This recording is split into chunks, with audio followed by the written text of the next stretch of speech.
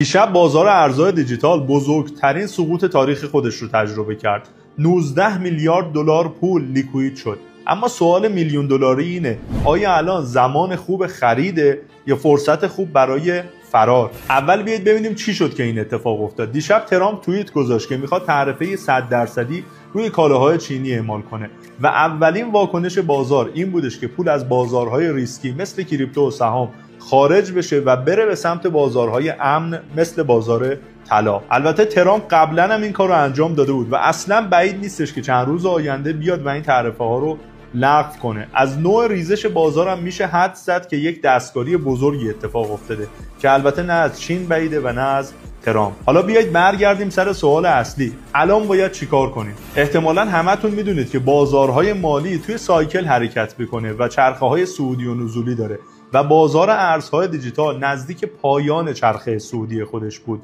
و اصلاً هم بعید نیست که اتفاق دیشب پایان چرخه صعودی بازار ارزهای دیجیتال باشه. اگه بخوایم دنبال یه نشونه باشیم که بفهمیم چرخه به پایان خودش رسیده یا نه، باید اجازه بدیم ببینیم بیت کوین میتونه یک سقفی بالای سقف تاریخی خودش ثبت کنه یا نه، و اگر نتونه این کارو کنه یعنی چرخه بازار ارزهای دیجیتال به پایان خودش رسیده و هر بالایی که میزنه یه فرصت مناسبیه برای سیو سود. جمع‌بندی این ویدیو این که اگر قراره کم ریسک کار کنید، بالاهایی که میزنه رو به عنوان فرصتی برای سیو سود در نظر بگیرید و وقتی بیت کوین تونست